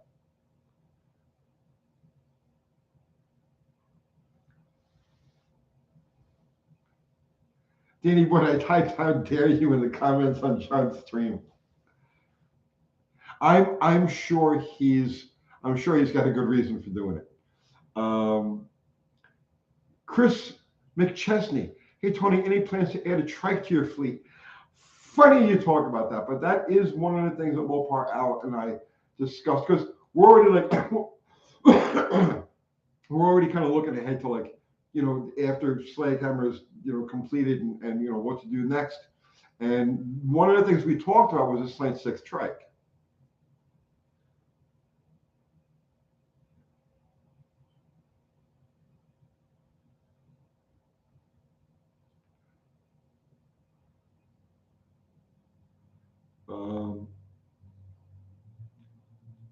Jason Towery, any interest in the early Hemis? I actually happen to know those motors very well. I had very intimate. Actually, I know those engines extremely well. I built a couple of nitro burners, early Hemi nitro burners, back in the 1990s.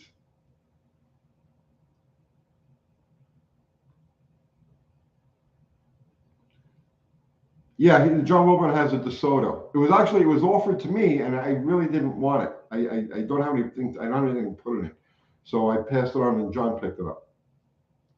Franco, early Hemis have a lot of heart. Yeah, they do, right? There's a magic to those engines, and the 354 is mine. And that's the one. I look at the 354 from every dimension. The 354 is just the perfect engine. It's the perfect engine.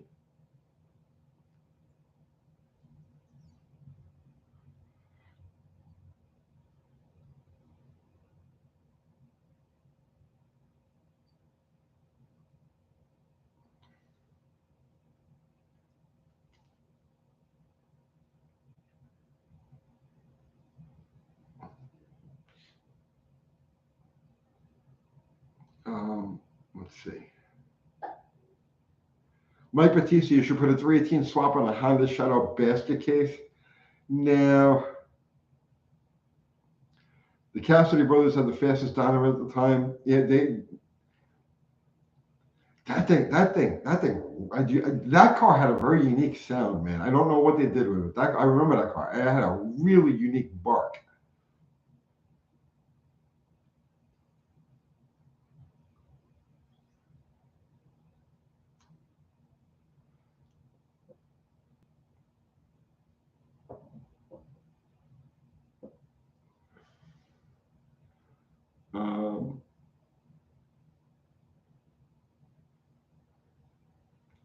You had secrets? Well, it's 40 years later, man. What were the secrets? Why did that thing sound the way it did? Um, I tell you, one of the most impressive early Hemis I remember. There was a Franklin Linda Mazzi's car. They ran a 331 in an Opel, a gas supercharged car. That was just epic. That car was just epic. The way the way that thing sang at like 10 grand was just off the chain. Never heard another engine like that.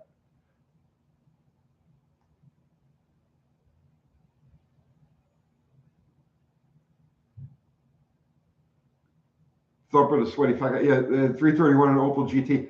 Well, you look it up. Franklin Linda Mazzi. The car was called the God of Hellfire.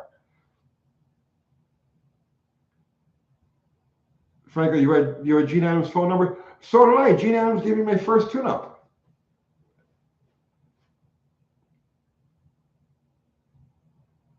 What I learned from Gene Adams, I applied in all different circumstances and built from that foundation that Gene gave me.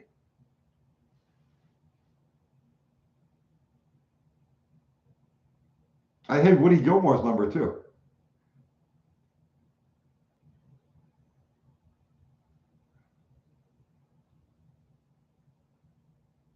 Charcoal Tony, was the 354 the Fireball 8 or Red Ram?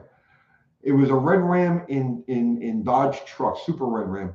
In Dodge trucks, it was Firepower in the Chryslers. Chad Richardson, what part of Tennessee do you live in? Murfreesboro. I live in Murfreesboro, Tennessee. I'm on the opposite side of Murfreesboro from Whistle and Diesel.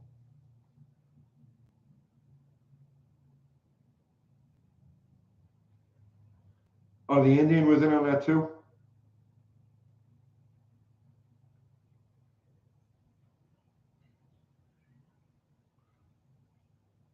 Franco, do you miss those days? Because I miss those days.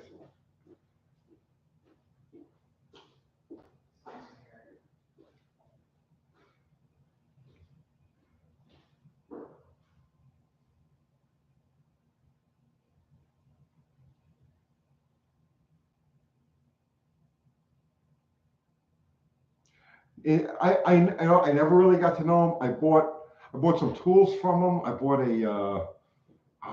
what did I buy from him? A slap hammer. I don't know if he made it or not, if he was just selling them. I bought for the liners. I bought oh God, I don't remember now. But I bought a couple of tools from him. He was like, when I was coming up, he was like the elite, and I was just like, I was like a grunt. You know what I mean? So there wasn't any type of, you know what I mean, any type of interaction between us. But yeah, I had nothing but respect for him, man. He was an awesome, just a fantastic fucking.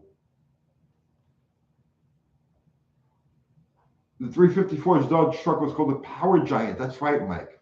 That's right. Charlotte Quillen, go to many SEMAs, Tony? No, I've never been to SEMA. I never plan on going to one.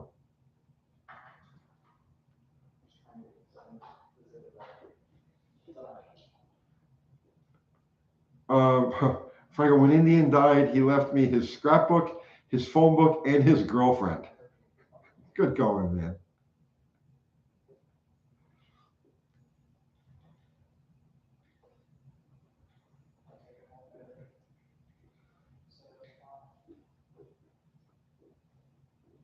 Oh, a main cap puller. I bought a main cap puller from him.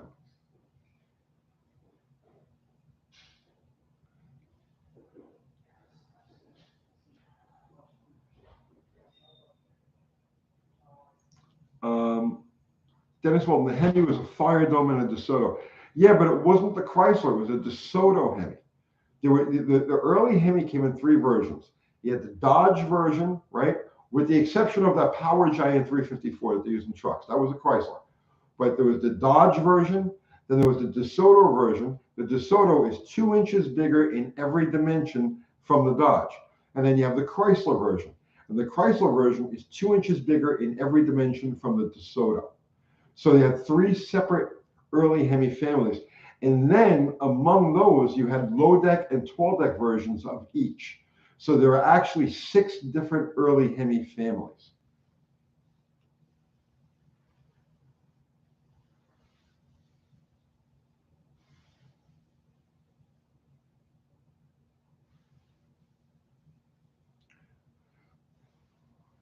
Little Pony, that's odd. What's odd, man? Yep. I had the wrench. Yep.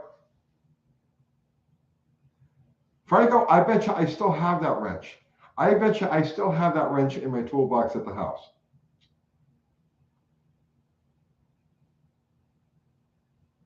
Have you ever seen a Dioria? Yes, I have. Andrea Dorian? No. It was a show truck.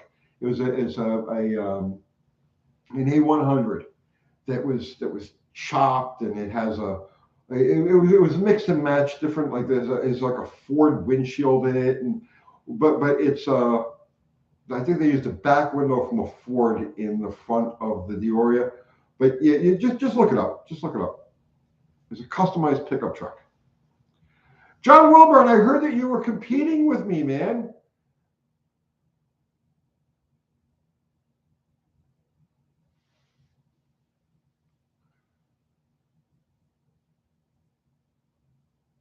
How's it going, Jason Falk? The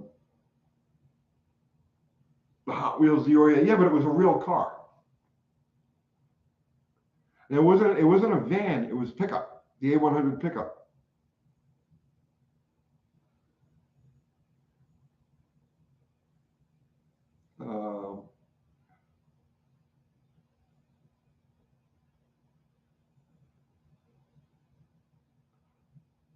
Pretty good, brother, man, pretty good.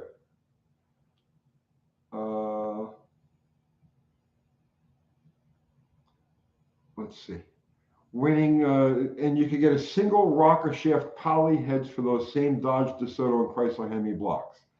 Yeah, well, the DeSoto, there was no poly DeSoto. The poly DeSoto was actually the Plymouth, and that's the A motor that later became the LA motor that later became the Magnum. So yeah, I did a whole video on that. I'm back from John's emergency life. What was this emergency? What happened? What kind of drama is going on?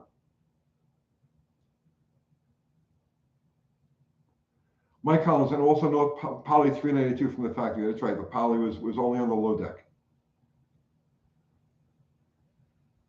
And you know what was it called? You know what it was called? The Chrysler poly? Let's see who the first person who gets that one is.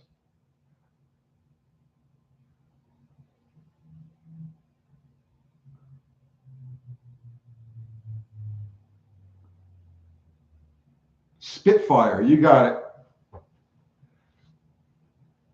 The banana. It's called the banana, right? Single shift. Well, back in the day, in the 50s, Chrysler didn't call them Hemis or Polys. Chrysler called them a single rocker shaft engine for the Polys and a double rocker shaft engine for the Hemis. They didn't use the word Hemi at all. Advertising, they use it in advertising.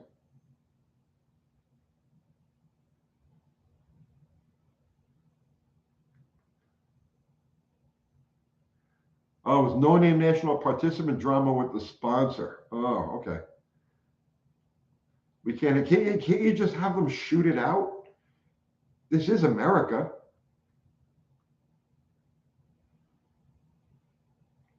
Wild Rose, you have a 354 Spitfire in your garage that needs a new home. There's such beautiful engines, though. Those deep scallops, and I love that. I love that.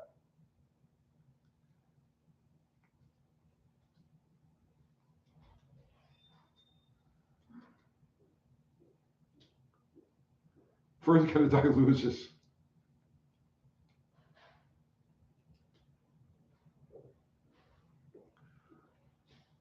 Dennis Weldon, anything coming for the polyhead engines ever?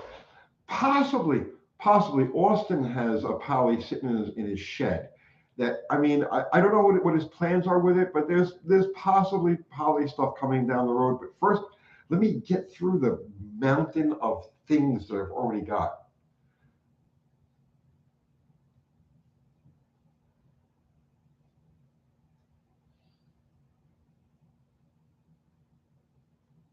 Wild Rose Garage, agree. Nice valve covers and intake, probably the nicest casting I've ever seen on any motor. Dude, tear that thing down, okay? And you're going to see the machine work on those early Chryslers is second to none, right? I mean, they're jewels. They're just absolutely amazing. Well, pardon, thank you for the super chat. UT, I saw an awesome Honda SL350. Those are rare, bro. I'm sure you'd love. I absolutely would. Had it been for sale, I would have been tempted to buy it. Those are hard to come by, man. Those SLs, CLs are out there, but the SLs are just you just don't find them.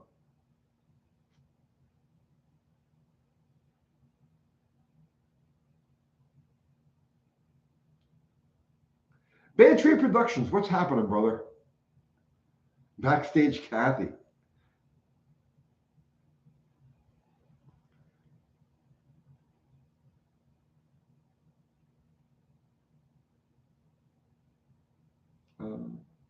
Dakota, have you ever built a 318 poly for performance or ever used a block or an LA? No, I have not. I have not. I had a guy, and I'm not going to mention his name because let's just say he's wanted. Okay, so I'm not going to mention his name, but he was building early Hemi copies of early Hemi heads that bolted on LA motors, on A motors, I should say. And then he was going to build a fuel altered using a polysphere block and these heads that he was making. And I scored him a couple of poly heads for that. But nothing ever came of it. And he ran into all sorts of weirdnesses. So I cut ties with that.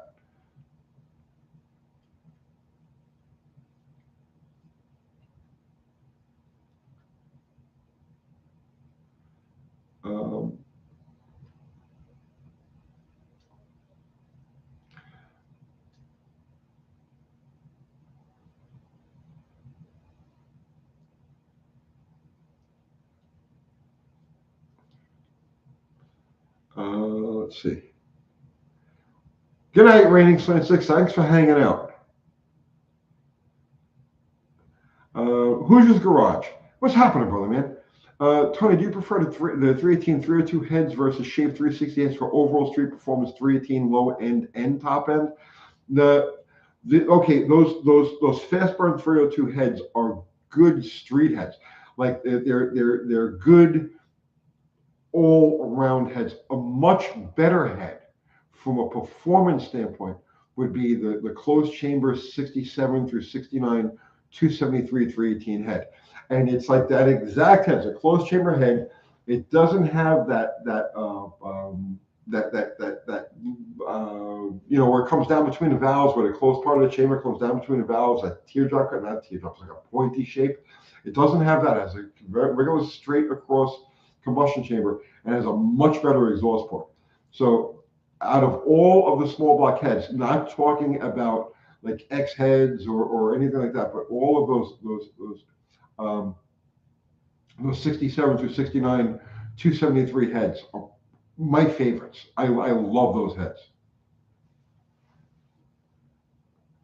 Unit Andy, did the 400 big block Mopar ever come with steel cranks or were they all cast? Might be building. Yes. The 1972, 1973 truck 400s came with 3D3 cranks, steel cranks. They were drilled for the pilot. And those are the only ones, 72 and 73. And then after that, they were all cast. Not just trucks. I'm sorry, muscle cars too. Like a 72 Roadrunner, 73 Roadrunner, 400 4-speed also had the 3D3 steel crank.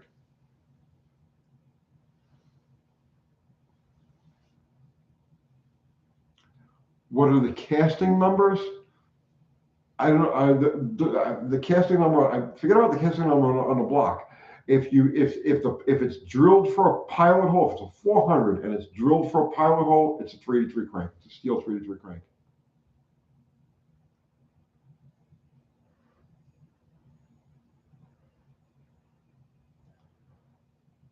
Um,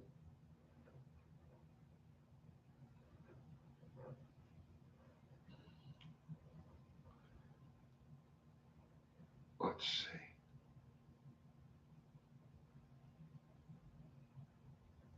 Arthur Fiddler, I thought 400, 72, 73 with manual transfer steel cranks. Yes, that's what I just said.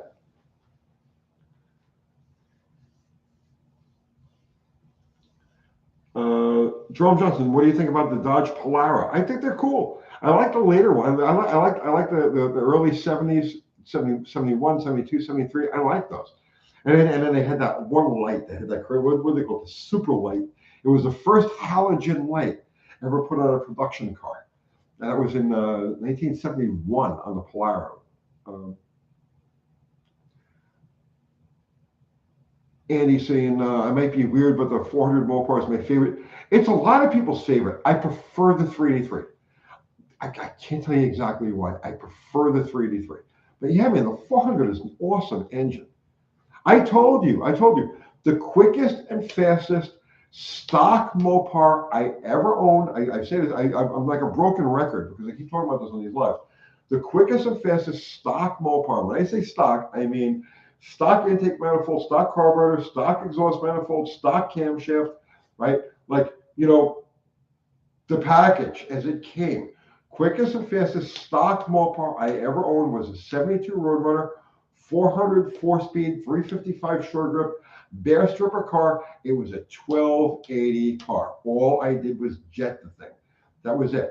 So out of all, and listen, name a Mopar, I've owned it, okay? The fastest stock Mopar I ever owned was a 72 400 4-speed.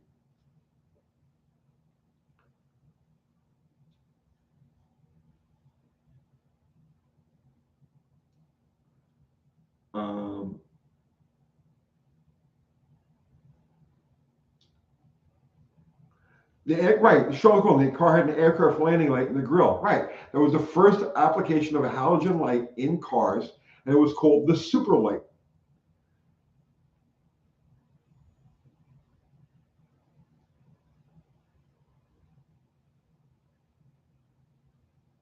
Oh, Ari popped in. What's going on, Ari?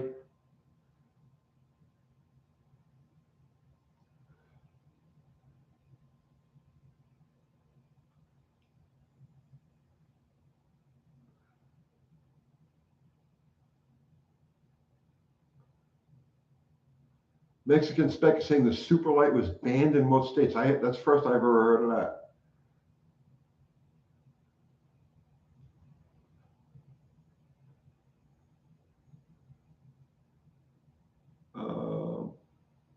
What's going on, Ari? What's new and exciting, man? How's your car running? What's going on with your slant?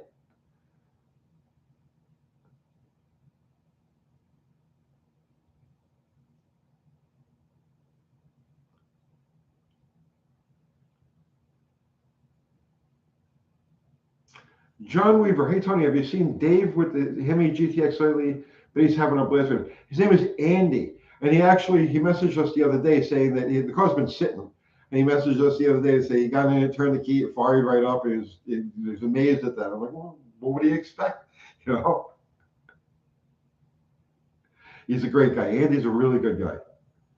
I enjoyed having him around the shop.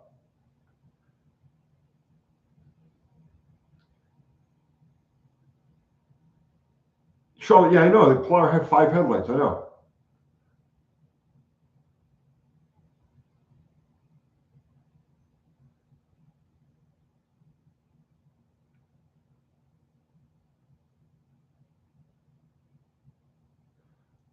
Ari, you've been on hold with the dark because I don't currently have a workspace. That sucks.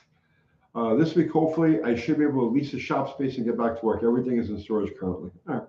You'll get there, man. You'll get there.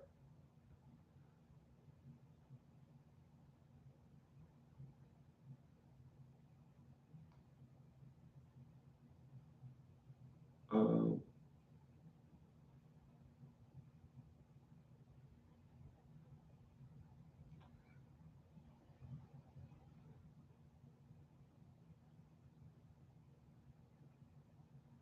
Dennis, well, the two most underrated engines were the 318 and the 400. You helped change that.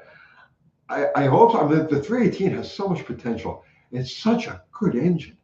Such a good engine, and people just overlook them when they just, how many of those things just got scrapped, or just people completely write them off. They're such good engines.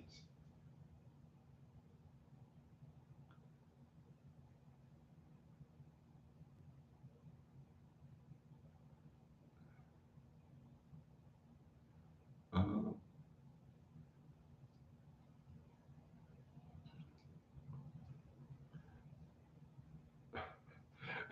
how many headlights did the Griswold family truckster have? Oh, I had like 8 of them, right?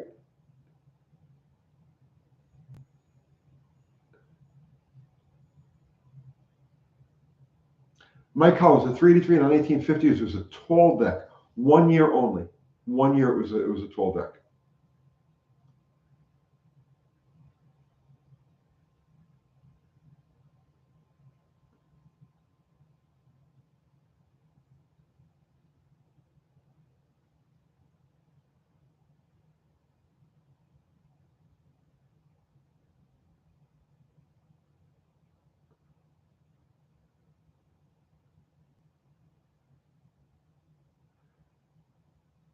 Little Pony, why did the big three have so many 1 year stuff anyway? Because they throw something out there, and if it's a popular option, people grab it. They'll continue it, and if it's just so, they cancel it. I mean, it's just business.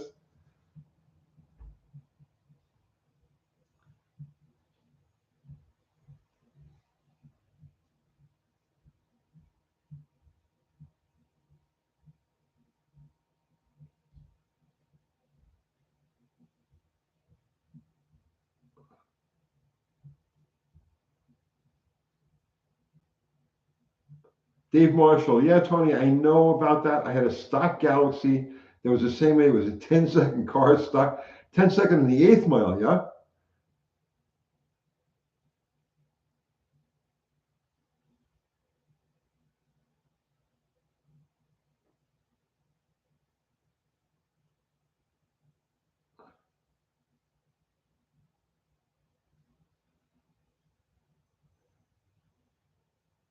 they also had there was a 1 year only 350 also. The first low deck motor before the 361 was a 350. So you go by 1958, you had a 3-3 RB, right? And you had a 350B motor.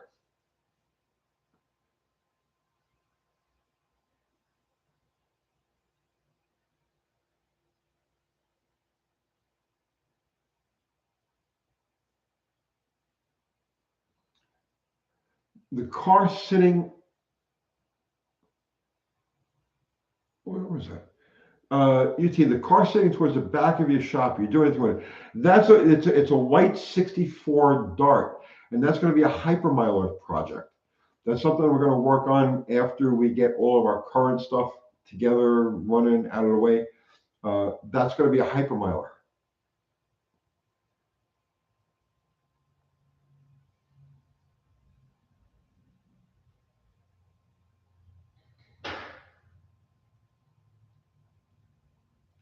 This is Landy. Yep.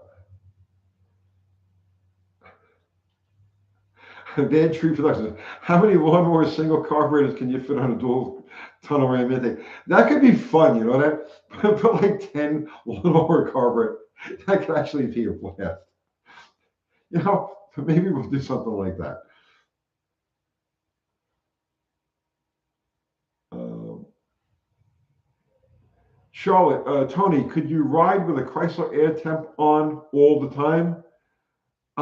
Yeah, when they don't freeze up the expansion valves, yeah, they're great. That's the problem with those air temp systems, the earlier ones, was that those expansion valves were just, I mean, constantly freezing up.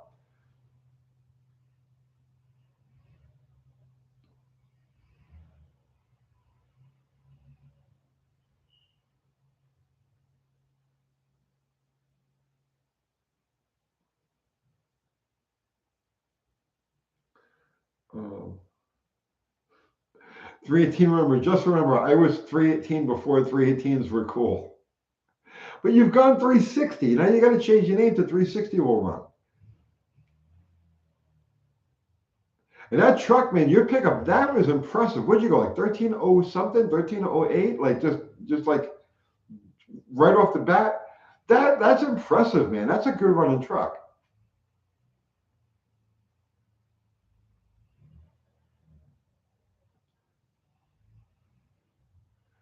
Mike Batista, what stall you're running in the slag hammer? It's going to get hot on the power tour. It's like it's like a 2800 3000 RPM converter. It's not a loose converter.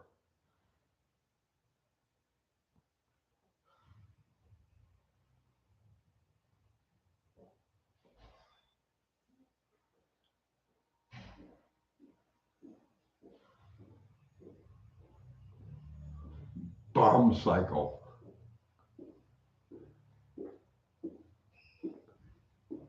What's going on? Oh, we're just cleaning up. I hear the The Chuckus? yeah, the Yeah. truck is. Yeah, it goes fast. I hit 60 on the way to the market. Did you really? Gotta know. You got to do a video on that thing. Oh, it's so fun. You got to do a video on that. Yeah. All right.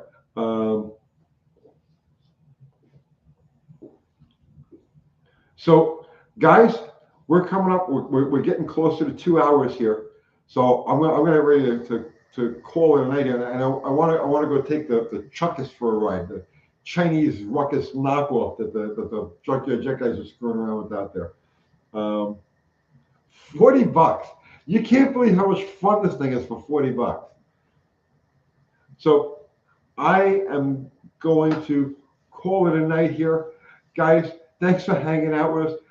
Everybody contributed with Super Chat. Thank you so much. Greatly appreciate it. Everybody contributed with just conversation, your presence, your contributions here. Thank you. Greatest, automotive community on YouTube. Andy, Unity Motorsports Garage. Andy, thank you. I got a video. I don't know if you saw the video I put out yesterday, but that was all on you, brother. Thank you so much. Our mods, Ari, John, Fubar, Zero. I don't think I saw Fubar tonight. Was Fubar here tonight? Okay, well, good. Dakota's been timed out. That's important. And Phil Campo, we need you here, brother, man. We need you here. That's it, guys. I'm pulling a plug. So I'll be back Wednesday night with Dallas for Wednesday Night Tech Talk. And I'm going to go blast around a parking lot on a Chinese knockoff ruckus. And I'll see you guys later. Thanks a lot. Good night, all.